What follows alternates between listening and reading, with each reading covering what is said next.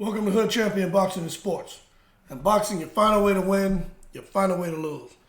And you can find yourself getting kicked off of Matchroom by Eddie Hearn if you come into the ring and find yourself with two back-to-back losses. One DQ in a fight you were losing, and the second one by a vicious knockout just because you underestimated your opponent. Now, what I'm going to tell you here is in 2021, we're ending 2023. So Montana Love signed a multi-fight deal with Matchroom for big money. So he made some pretty good money. The problem is he just didn't perform as expected. And Eddie Hearn's already gone on record and he said, if you guys listen to what Eddie Hearn's been saying, if fighters aren't winning, aren't a crowd favorite, aren't a big draw, that Eddie Hearn isn't going to keep them in his contracts. It's just business. It's not personal. So trust me, if Montana Love was a Arturo Gatti kind of guy, Mickey Ward kind of guy, must-see TV, Ricardo Mayorga kind of guy, Eddie Hearn wouldn't be getting rid of him because no matter if he wins or loses, he puts up good fights and people want to see him. The problem here is obviously Eddie Hearn's not getting the return on investment that he was hoping for. And Montana Love, he didn't just look bad in his last fight. Matter of fact, I'll go on to say that in that junior welterweight clash, I really feel that, I kind of feel that Montana Love was set up. I ain't gonna lie to you, man. I kind of feel like he was set up, man, with some tough opposition, especially with these guys coming out of Australia, Liam Parle, Eddie Hearn, to really set a strong footprint out there in Australia with these talented guys. And I just think Montana Love was fed to Parle because Eddie Hearn's looking big picture. Now, that's just me. I'm not the only one who thinks that way. There's a couple other teammates that put comments under the videos, and they voiced the same observation. But nonetheless, when it came to that first round, Love, he was landing some good counters and doing the things that we know Love can do. He does have talent. He does have a high skill level. And he will trouble you like he did provide some trouble to Parle in the fight, especially the first round. Second round, we saw a few left hands. Love was still doing well. But, Parle was starting to come with some shots as well. Love was kind of throwing a right hand, left hook. And he was trying to switch a little bit, but Parle was getting there. Third round, it was close, but I'll tell you what.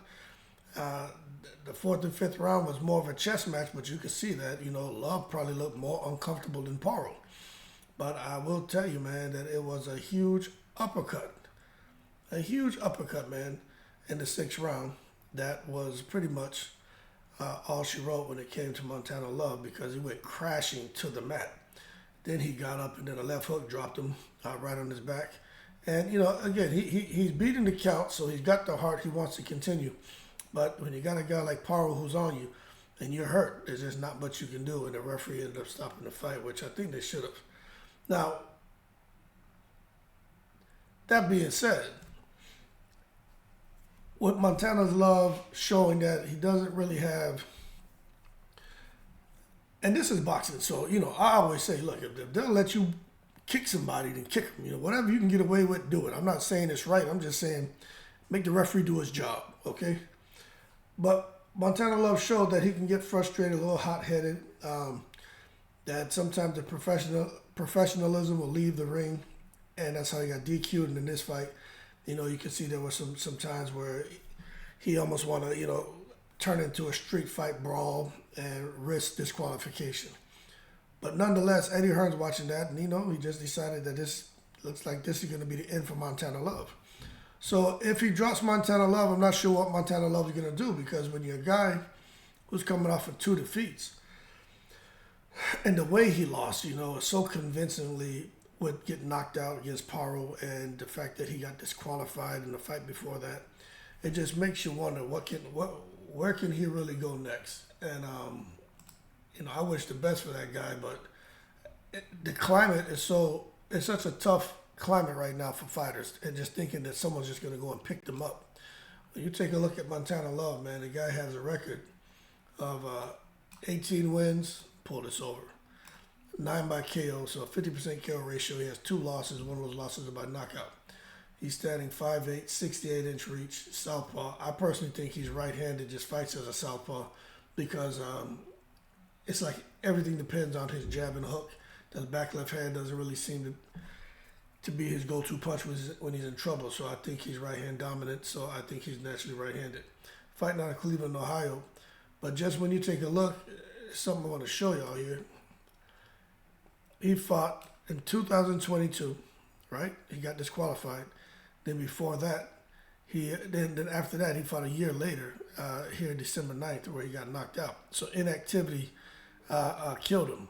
Now, when you go and you take a look at how active he was before, you can see that he fought in May of 2022, and before that, he fought in December 2021, and he fought in August of 2021. So he was staying active underneath Matchroom.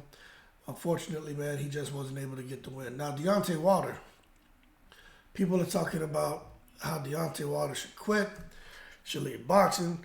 Deontay Wilder sucks. He's only had a right hand. Out of all, he's been boxing since he's been, 18, 19 or whatever. Now here it is, 38, 39. The man hasn't developed any skills. That's not my opinion. That's what a lot of fans are saying. As a result, they feel he needs to quit now, especially that he doesn't seem to be focused on boxing 100%. He's out here promoting this legal drug, ayahuasca. He just wants to be nice to everybody. Got in the ring and said if he was to lose to someone, he would lose to Joseph Parker multiple times because he's just such a good human being. No more, I want a body on my record. Like that Deontay Wilder is gone. So a lot of fans are saying, hey, for this man to only fight, get to be 1-3.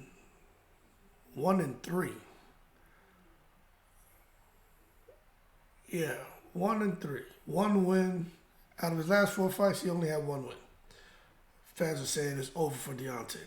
Some are saying, well, not just fans, even Malik Scott, who I think is the worst person for Deontay Wilder, talking about his age and look, what he came into doing boxing, he did a great job. He just needs to just go away now. Now, what I'll say is this. Out of Deontay Wilder and Montana Love, who should stay, who should quit? I mean, that ain't for me to say, you know what I'm saying? But when I look at it,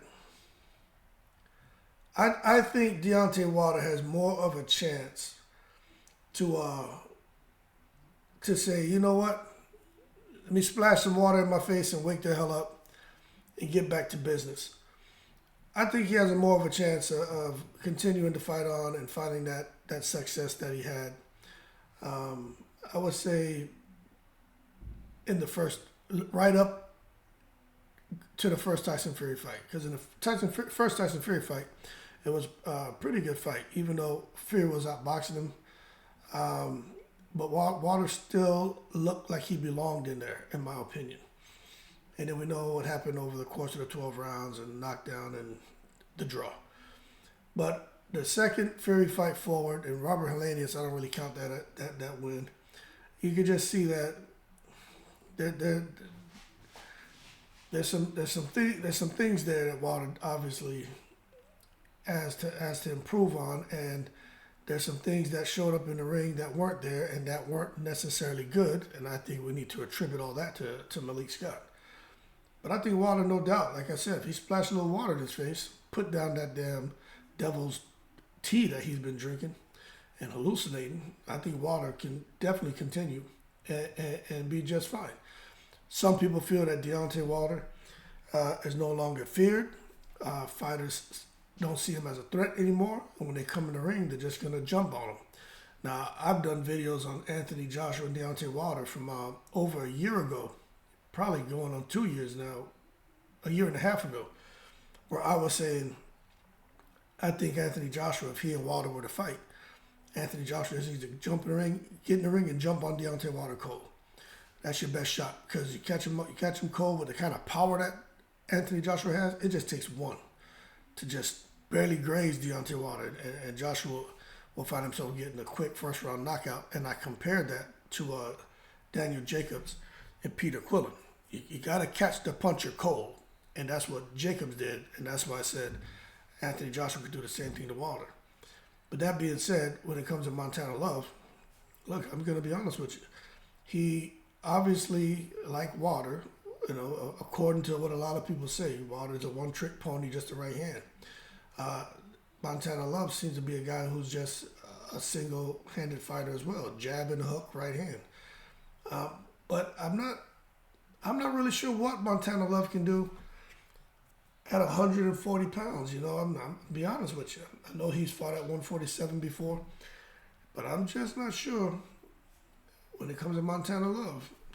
And this 140-pound division, I'm not sure he can beat a Haney. I'm not sure he can beat Rolly Romero. I'm not sure he can beat Teofimo. I'm not sure he can beat Subriel Matias.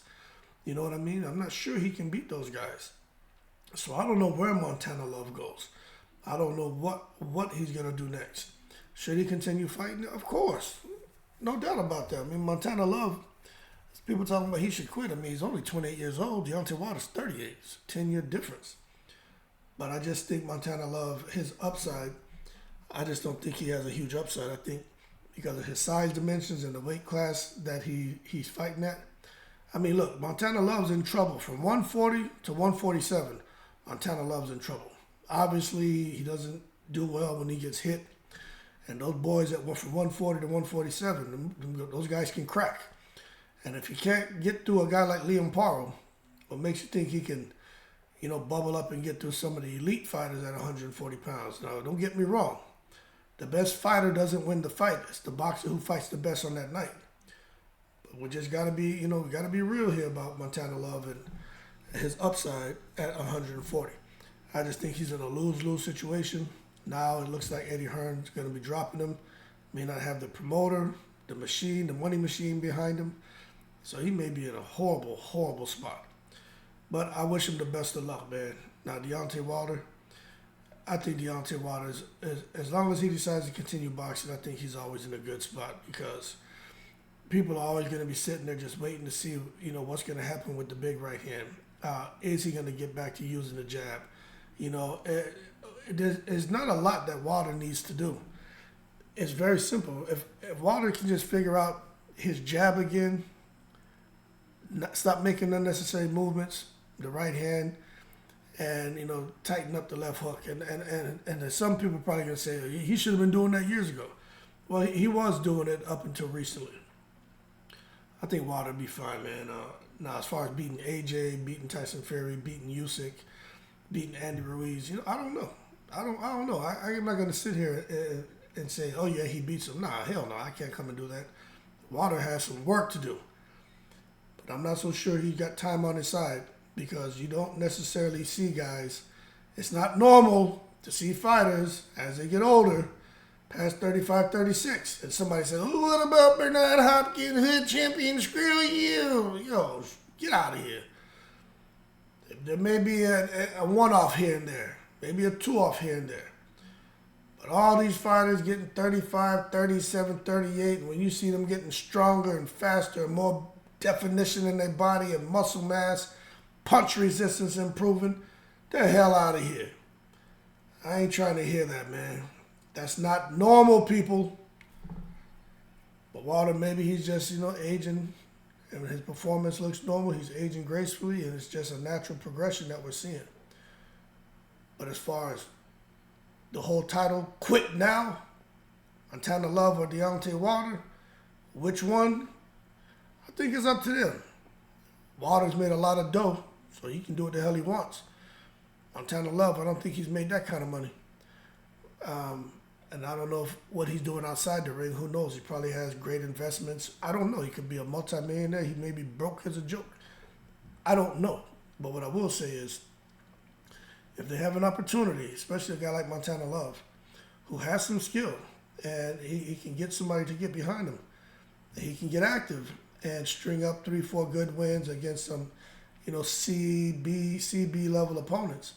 I think you can find Montana Love back in a big money fight sooner than later, but you're going to have some patience because obviously a lot of people, and even some of these guys who may want to invest in him, they're looking at, one, his attitude, and two, his most recent performance. Like, that's horrible. You got a bad attitude, things don't go your way, you throw a temper tantrum and get disqualified doing dumb shit. Nobody wants to deal with that. The second thing is you get in the fight, and now the real deal starts, and you find a way to lose, because now you're getting hit with shit that really, a guy with 18 fights in, really you would think, at this elite level, shouldn't be getting hit with, But things happen in boxing. So best of luck to Montana Love. We'll see what's up with Wilder. Y'all keep cool. I'm in the breeze.